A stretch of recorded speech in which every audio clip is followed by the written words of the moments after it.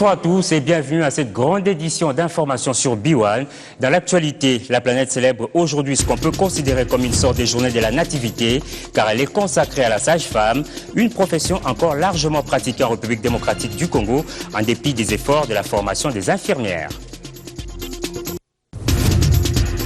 250 millions de dollars américains, c'est la hauteur du financement du contrat sino-congolais signé aujourd'hui pour la réhabilitation des infrastructures de base à travers le pays. L'élan de la réhabilitation et la modernisation est loin de faiblir. Et puis des tirs hier dans la soirée contre un hélicoptère de la MONUSCO à Oicha, nous sommes là dans le Nord Kivu. L'attaque n'a pas été revendiquée. Joint au téléphone, le porte-parole de la mission onusienne a condamné cette agression.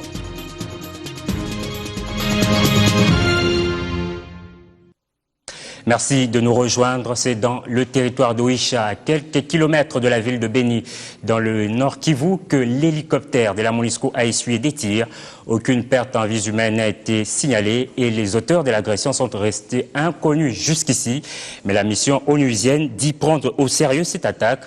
Écoutons Félix Prosper Bass, le porte-parole. Les forces armées de la République démocratique du Congo, engagées dans l'opération Soukola 1, visant à éradiquer le rebelle ougandais Adès Nalou en ville et territoire de Beni, ont déjoué une tentative de massacre vers le village Kokola le week-end dernier. D'après Major Massandi Victor, porte-parole de ces opérations, c'est l'intention criminelle de ce rebelle qui a poussé les FARDC à déjouer la manœuvre de ces assaillants après des sérieux combats corps à corps la soirée du dimanche. Ces combats ont fait comme bilan 16 morts du côté ADES et plus de 6 armes AK-47 récupérées.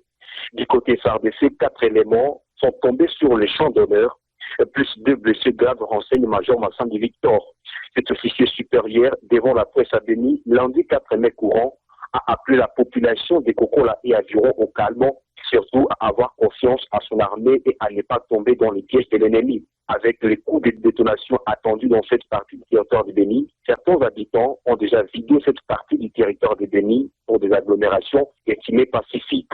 Pour l'instant, le FARDC poursuit les assaillants dans les faits fonds du parc national de Virunga où ils se seraient retranchés. Beni, Erikas Moussi, Biwan.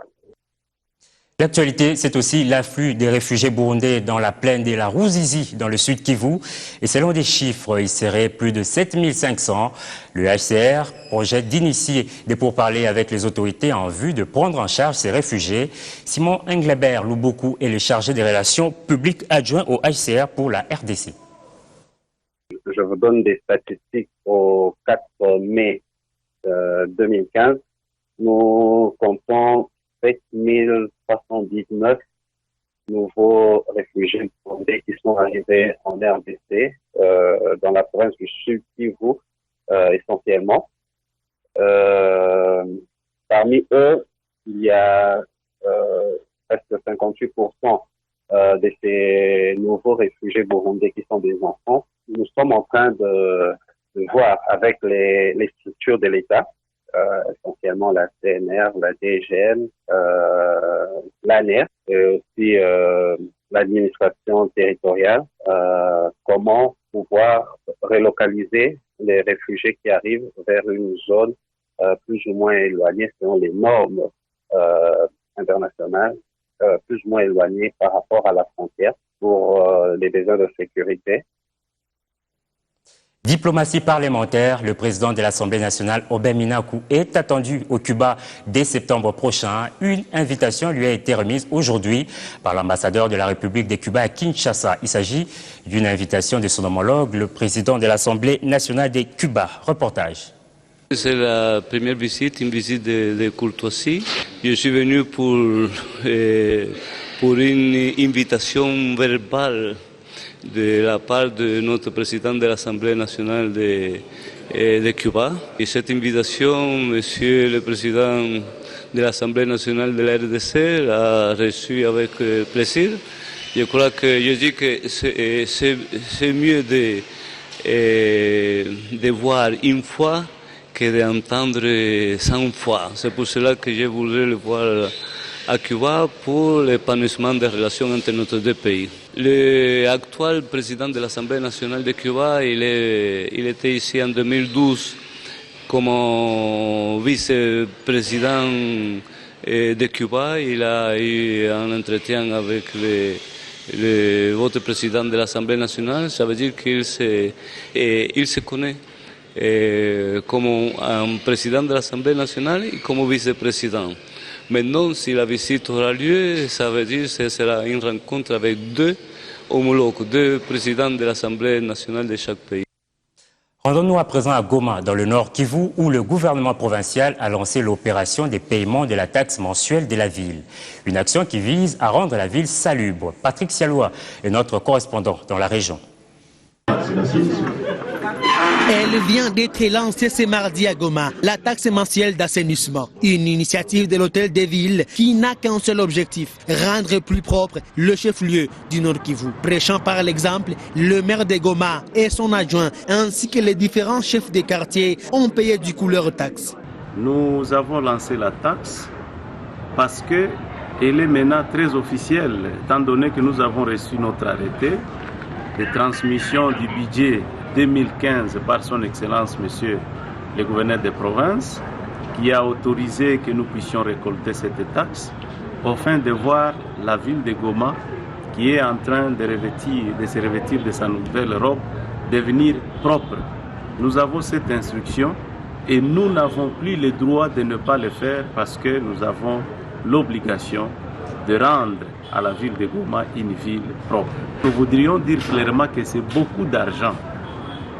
Et effectivement, nous avons besoin de beaucoup d'argent pour que nous soyons en mesure de rendre la ville de Goma propre.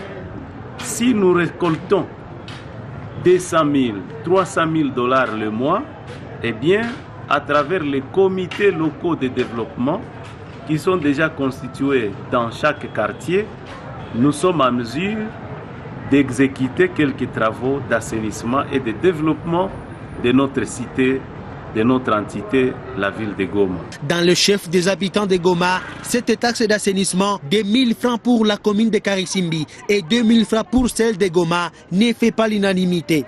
Les uns vont jusqu'à contester cette taxe, vu la précarité qu'ils traversent, et d'autres la soutiennent totalement. Pour certains habitants de la ville de Goma, il faudrait qu'il y ait une forte sensibilisation avant le lancement de la perception de cette taxe d'assainissement. Mumbere Patrick Sialoua, Goma, B1. Restons dans le chef-lieu du Nord Kivu, où les débats est alimenté par l'incursion ou non de l'armée rwandaise. Et pendant ce temps, le jeune de Goma en appelle quant à eux au sens des responsabilités des acteurs politiques à la veille des échéances électorales. Je vous propose de suivre Wolf Senzaera, président de 9 communautés de la jeunesse du Nord Kivu.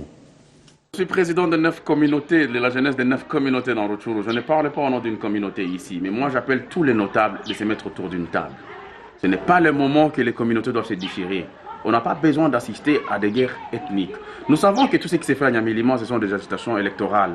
C'est lui qui veut qu'il soit élu, qu'il sensibilise, qu'il pose des actions en faveur de la population. On ne peut pas diviser les gens, pas faire tuer les gens comme si, et puis on va commencer à dire c'est telle communauté ou autre communauté. Non, que l'État prenne aussi ses responsabilités, parce qu'apparemment l'État congolais est faible. On ne doit pas chaque fois assister des choses, et puis on s'était comme si on n'est pas tous congolais, comme les Congolais qui vivent à Kinshasa ou à Lubumbashi. Donc que le gouvernement aussi prenne ses responsabilités.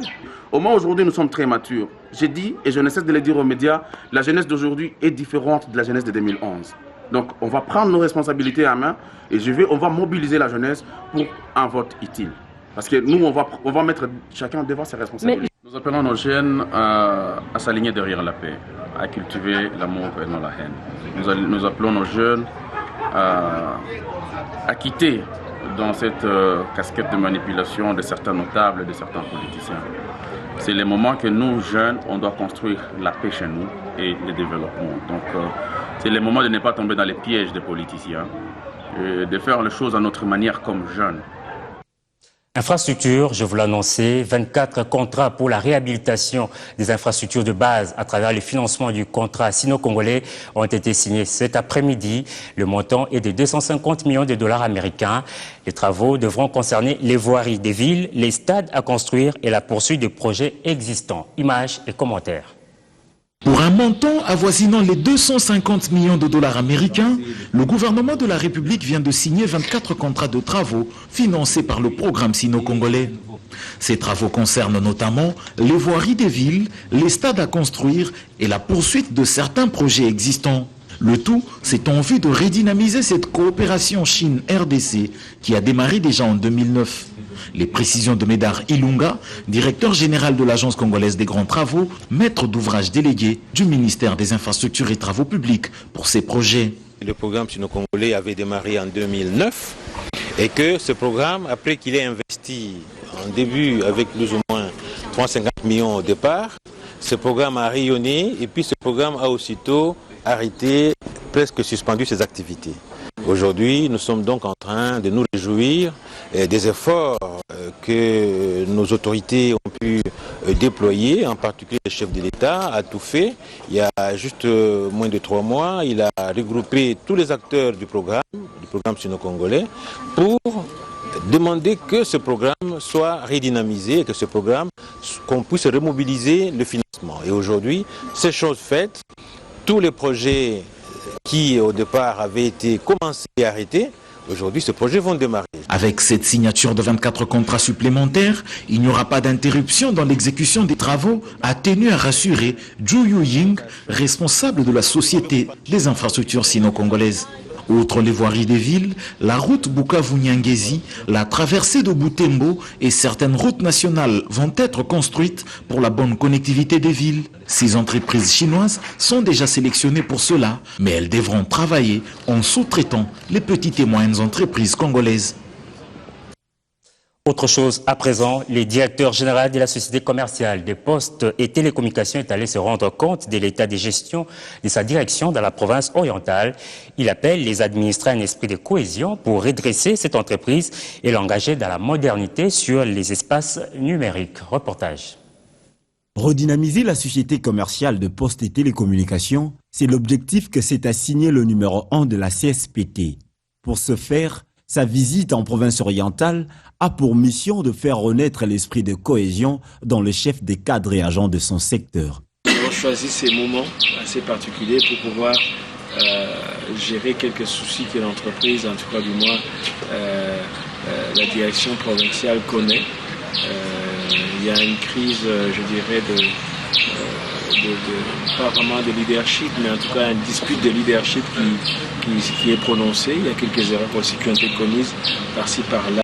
À travers cette visite, le directeur général veut relancer à nouveau les services et offres de cette société afin de rebondir sur la scène internationale. Nous avons choisi de contacter ou en tout cas de rencontrer les différentes autorités de la province pour que ce soit le moment où nous le rassurions sur la capacité de la SCPT de rebondir à nouveau pour proposer de nouveaux services, de nouvelles offres, de manière à ce que nous soyons de plus en plus dynamiques, entreprenants pour sortir la SCPT de cette mauvaise passe pour que nous puissions gagner encore plus de parts de marché en ce qui concerne le courrier traditionnel, en ce qui concerne les services financiers de la Poste, mais également sur les services de télécommunications de gros et de l'État. Le DG promet de prendre les décisions pertinentes pour redresser cette entreprise afin qu'elle prenne de l'envol en engageant le pays dans la modernité sur les aspects numériques. Lancement aujourd'hui par le CESAC de la campagne d'enregistrement de médias, producteurs indépendants, agences de communication et autres intervenants dans les secteurs.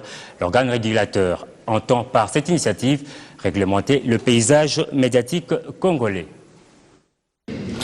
Autour d'une table, producteurs indépendants, agences de communication intervenant du secteur de médias d'une part et le bureau du CESAC de l'autre part. Tous ensemble pour lancer officiellement la campagne d'enregistrement de médias initiée par l'organe régulateur de l'audiovisuel congolais. Désormais, tout acteur de l'espace médiatique en RDC devra se munir d'un avis de conformité et c'est là avant chaque diffusion en publication. Oui, cette séance pédagogique avec la CESAC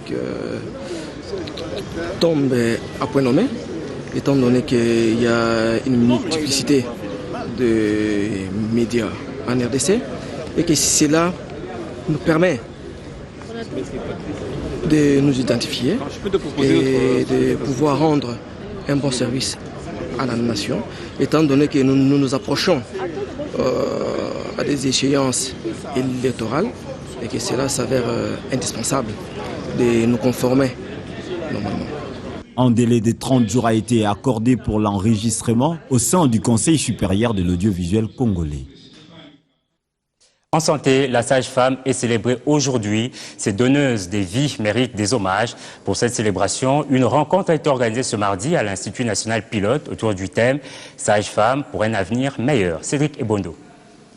Faire la République démocratique du Congo un pays où pour les causes évitables, avec un enfant, aucun enfant ne meurt en venant au monde et aucune femme ne meurt en donnant la vie. C'est par ces mots du secrétaire général à la santé que s'est ouverte la cérémonie dédiée au lancement des activités liées au mois de la sage-femme en République démocratique du Congo. Un métier dont l'adhésion demeure encore faible à travers le pays, mais qui contribue efficacement à la diminution du taux de mortalité maternelle et infantile. Sage-femme pour un avenir meilleur, thème retenu pour cette célébration est perçu pour la directrice du Programme national de la santé et de la reproduction comme un signal fort pour interpeller ces professionnels de l'obstétrique au sens de l'humanisme. Nous savons tous que notre rôle est important, mais parfois nous l'oublions devant les vicissitudes de la vie. Et parfois, c'est parce qu'on croit qu'on n'a pas assez, on n'est pas bien payé, on n'est pas bien encadré, que même le minimum que nous pouvons faire, nous le laissons tomber. Et ces femmes qui vous font confiance, parce que quand une femme est bien dans la structure, elle vous fait confiance. Saluant les efforts entrepris jusqu'ici pour la valorisation de ce métier, le président de la Société congolaise de la pratique sage-femme pense que beaucoup reste encore à faire. Si ce progrès dans le domaine de la formation est bienvenu, il ne suffit pas autant. Les efforts sont encore à entreprendre par toutes les parties prenantes et surtout par les institutions de formation qui doivent rendre ces progrès palpables dans l'application stricte du programme, les respects de la philosophie du programme de formation de sages-femmes, surtout le plan de formation. Pour marquer d'une pierre blanche, une marche sera exécutée par différentes institutions dispensant les études ayant trait au métier de sage-femme. Pour être plus ou moins complet sur ce dossier, nous allons recevoir un invité, mais ce sera juste après cette transition.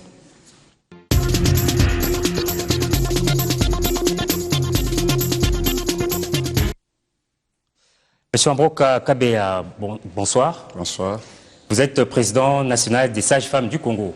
Oui, Alors, on vous a vu dans les images. Dites-nous quoi représente pour vous la célébration de la journée dédiée aux sages-femmes. En fait, c'est une journée internationale, comme vous l'avez dit. Il y avait vraiment raison de dédier cette journée parce que la sage-femme exerce une profession noble. C'est la sage-femme qui reçoit le premier cri de l'humanité. Et le monde entier a vu le rôle important que la sage-femme joue dans la promotion de la santé de la mère et de l'enfant. C'est ainsi que cette journée a été dédiée à cette profession noble et à ces prestataires de soins qui est de premier plan pour la santé de la mère et de l'enfant. Est-ce qu'il existe encore des sages-femmes en nombre assez élevé dans ce pays? Non, c'est encore un problème dans notre pays parce que les sages-femmes sont encore très moins insuffisantes, c'est-à-dire que le pays a encore beaucoup d'efforts à faire de ce côté-là pour former encore un nombre très important de sages-femmes qui doivent répondre aux besoins des bénéficiaires des soins. Qu'est-ce que le pays doit faire pour en fait qu'on ait beaucoup plus de sages-femmes sur l'ensemble du territoire congolais? Ok, le pays ne peut qu'investir davantage dans la formation des sages-femmes. Parce que pour une pratique sage-femme compétente, l'AISM, qui est la Confédération internationale des sages-femmes, a aujourd'hui ciblé 3 piliers, dont la formation, la réglementation de la pratique, ainsi que les associations puissantes.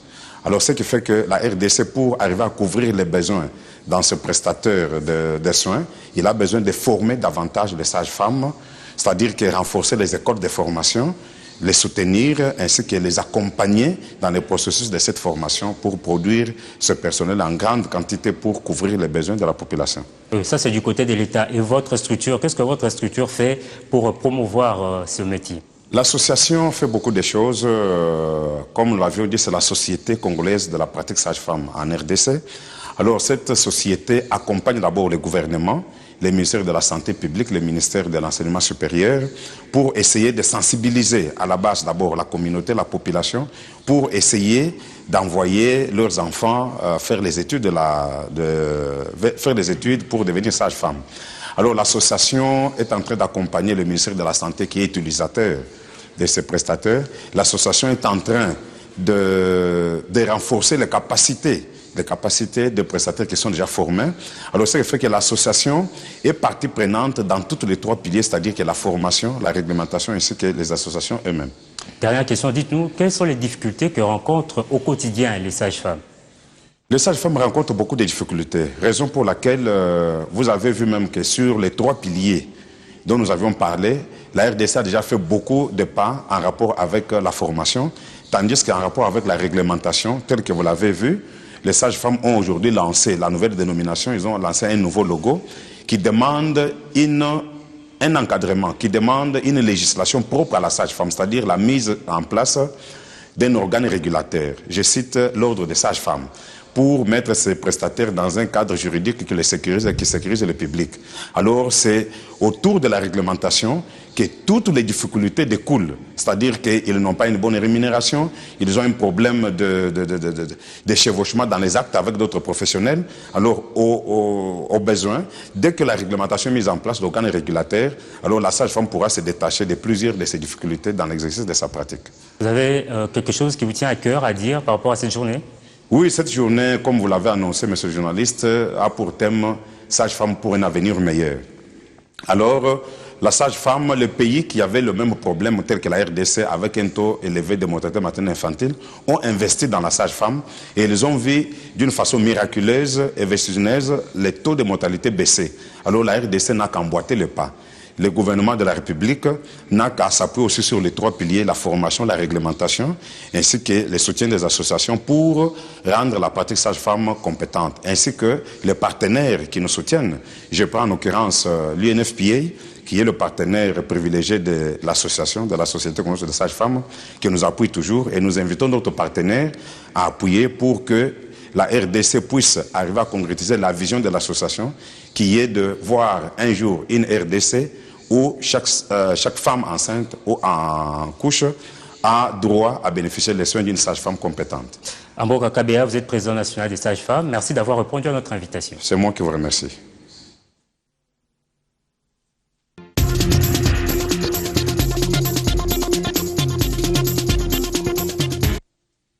Poursuivons avec ce journal. Ouf de soulagement pour la population des Bikenge, ville située en zone minière dans la frontière, dans la zone minière de la province du Maniema, allais-je dire. Médecins sans frontières annonce le démarrage de ces activités médicales. Pendant cette première période du projet, les équipes MSF proposent des soins gratuits aux femmes enceintes, aux enfants de moins de 15 ans, aux victimes de violences sexuelles et aux cas d'urgence chirurgicale. Gabriel Minkoubou. Bikenge, une zone minière située en plein milieu de la forêt dans la province du Maniema. La population dans ce coin vit dans la précarité. Une situation qui préoccupe au plus haut niveau Médecins sans frontières. MSF a décidé d'intervenir à Bikenge parce qu'il y a des indicateurs sanitaires très mauvais, au niveau de mortalité et de mobilité. Au-delà de ça, il y a beaucoup de populations des déplacements de population, des gens qui viennent et qui réparent. Certains s'installent, mais d'autres restent pour quelques mois. Ça a amené une grosse croissance de la population dans les dernières 10 ans à peu près. Mais c'est une croissance complètement irrégulière, donc pas d'assainissement, pas d'hygiène, etc. Beaucoup de mineurs, beaucoup de creuseurs, ça veut dire aussi beaucoup de promiscuité, beaucoup de prostitution, beaucoup de violences sexuelles, donc beaucoup de maladies sexuellement transmissibles. Et il ne faut pas oublier non plus qu'on est à côté du Sud Kivu, où il y a une situation sécuritaire précaire, et donc souvent il y a des déplacements. Soucieux du maintien de la qualité de soins même après fin mandat de ce projet de santé, MSF opte pour une approche de renforcement de capacité du personnel soignant. Comme chaque projet MSF, le projet de Bikenge est destiné à s'arrêter après quelques années. Mais évidemment, on veut pouvoir laisser quelque chose derrière nous, donc on veut faire quelque chose de durable. C'est pour ça qu'on a choisi de travailler avec des staffs médicaux presque entièrement du ministère de la Santé, et non pas d'avoir des staffs MSF. Et un volet très important, c'est la formation de ces staffs. Donc il y aura des staffs MSF pour les coacher, les former. Et il y aura pendant l'année des visites de certains spécialistes pour en gros pouvoir donner une formation de qualité. Pour rappel, c'est depuis 1981 que MSF fournit de soins de santé gratuits de qualité à la population congolaise. En sport, avant de nous quitter, Confédération africaine de football, l'SV Club hérite du stade malien en tour de cadrage, tandis que Sanga Balende rencontrera Zamalek d'Égypte pour la Coupe de la Confédération. Le tout-puissant Mazembe en Ligue des Champions est logé dans le groupe A, aux côtés des Samoa, Al Hilal du Soudan et Maghreb Tétouan du Maroc. Je vous laisse suivre un extrait de la cérémonie de ces tirages au sort. Il s'agit donc du match vainqueur Zamalek Sanga Balende qui complète le groupe B. Et pour confirmer la position de cette équipe vainqueur,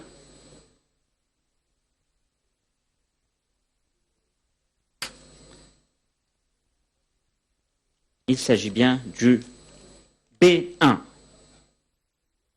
Et avant de vous remercier, Monsieur le Vice-président, je vous demande un dernier tirage au sort concernant l'ordre des matchs de la finale de la Coupe de la Confédération Orange. La première équipe tirée recevra le premier match à domicile. L'équipe restante organisera le match retour. Et il s'agit du vainqueur du groupe A, deuxième du groupe B, qui organisera la première rencontre à domicile. Et enfin,